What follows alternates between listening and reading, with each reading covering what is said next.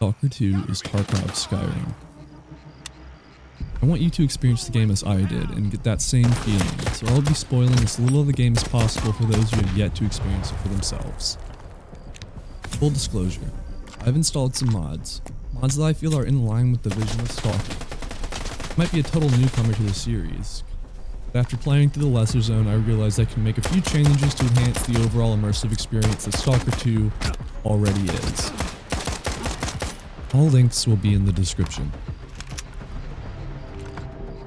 Now that you know about the mods, why am I convinced Stalker is Tarkov Skyrim?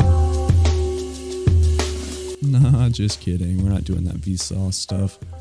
This is like a short video essay, not an informational video. You made it to Zalesia in the center of the Lesser Zone. You've been thrown into a new world with new mechanics, yet you don't feel lost. You've died a few times, but have sort of figured it out. The world is completely new but feels familiar. The guns, the names, the vibe, it all feels familiar. You've played Tarkov before, quite a lot actually, and you feel as if this is what Tarkov would be like if it were a single player game. It's a brutal world filled with that Eastern European, ex-Soviet state aesthetic, and it is strangely beautiful. Just saying that feels wrong as the world is destroyed, yet you vibe with it. Something about the historical context leading to the post-apocalyptic scenario jives with you, and you can't help but want to push further. You've gotten your main quest. Okay. Your PC sounds like a fucking F-16 about to take off, and you're unsure if your CPU is about to turn into the demon flow itself or not. But you push on, exploring Zalesia. You enter the shop and there's a very Eastern Orthodox looking man sitting there who asks for your help. Welcome to the area, Stalker. I've got a job for you, but I should warn you. It involves going to the poppy field. The poppy field? What's that? One of the zone's most infamous wonders. Lots of people are drawn there, but few ever leave. As soon as you walk into the field, it saps your energy, making you weak and drowsy. That's where our farmstead used to be before the accident. I guess it's probably still there, but you'd have to be nuts to settle down in that place. What kind of job did you have in mind? When my parents and I were evacuated after the accident in '86, we left a family heirloom in the root cellar. An old Orthodox icon. My mother, she kept talking about it until the day she died. I need to find it. I want to have at least something to remember my family by. Bring it to me, and I'll pay you the full price of an As expensive he's giving me information artifact. about the side quest, fireworks are going off in my head, and I feel like a kid playing Skyrim for the first time.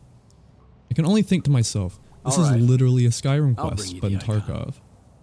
I'm being sent off to this ominous, magical place to fetch a family heirloom for some random dude I just met? Are you kidding me? Of course I'm doing this quest. But you can get lost. Mind is running wild, wondering what other side quests I can get. I grab them all and set on my way. I make my way to the poppy fields, where the hidden cellar is holding this man's family heirloom, but I have no idea where it is. Someone calls you on your PDA and tells you to come visit him. What are you doing in the poppy field? It's a dangerous place. A stalker named Mityai asked me to get a family heirloom of his. A religious icon. It should be somewhere out there in the poppy field in a root cellar. I've seen a root cellar there. But if you want information, you'll have to pay for it. If you're short on coupons, you can work it off.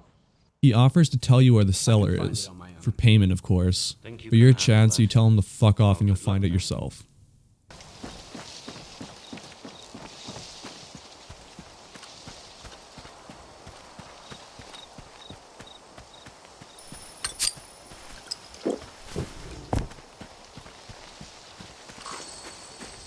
Why the hell did you bring him here?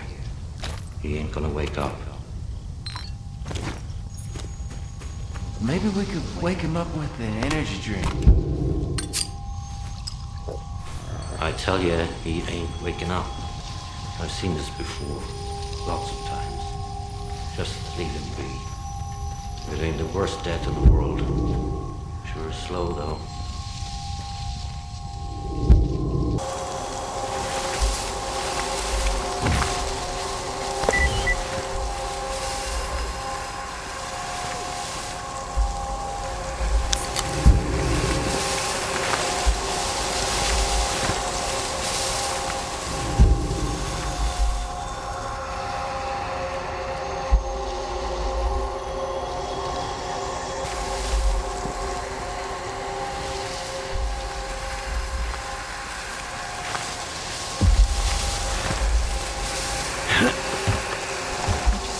It'll work out somehow.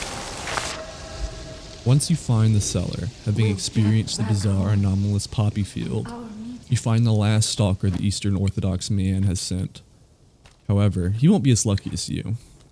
You pick up the heirloom, slam down another energy drink, and book it to the guy who offered to sell you the location of the cellar to take a victory lap and laugh in his face. Look, why take that icon to Zalicia? Give it to me, and I'll give you a gun. A special one. Its former owner must have built it himself. You can't get stuff like this anywhere else in the zone. Are you up for it? When you make it back, he offers to take the heirloom in exchange for a gun. You have a choice to make. Be a man of honor and bring it back like you said you would, or join the fellow lowlifes of the zone. Now, my first inclination is to be a man of honor and return it to its rightful owner. But the zone was already getting to my head and I was itching to take the gun. I ended up deciding to return it, and the stalker goes on to say this. And I'm gonna follow through with it. You're wasting a good opportunity. I don't know what Mityai offered you, but you'll never go wrong with a gun. Here's some advice for you. Don't give in to sentimentality. That shit doesn't belong in the zone. It's every man for himself in here. This was on my first playthrough. My next playthrough I changed it up and traded the heirloom for the gun, and the stalker said this. Here's the icon. Smart move. You're a born stalker, I can tell. The zone is for folks who can put their own interests above those of others. Don't worry about the icon. I'll find a good home for it. I absolutely love the way this game makes you feel about your decisions. Imagine a Tarkov where you make decisions like how to engage, when to engage, what weapons to use, what gear is right for you. Except the tasks, or the quests in case of Stalker, are more than just something to do. The quests at least feel meaningful, and the decisions you make affect how you progress through the world. You can go at whatever pace you like, doing all the side quests you come across, or none of them. These quests make you either feel stupid for trying to be a good guy, or make you feel right at home with the other lowlifes in the zone. The only game that has ever given me this feeling is Skyrim.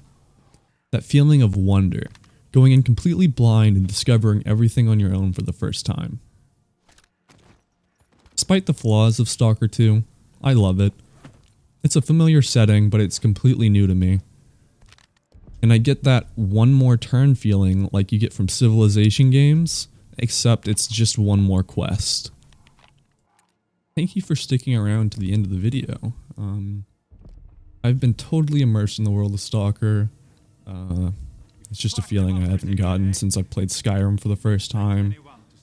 And if you're anything like me, playing Stalker 2 will lead you on to play the older Stalker games, and I highly encourage you to do so. They're fantastic. Thank you for watching.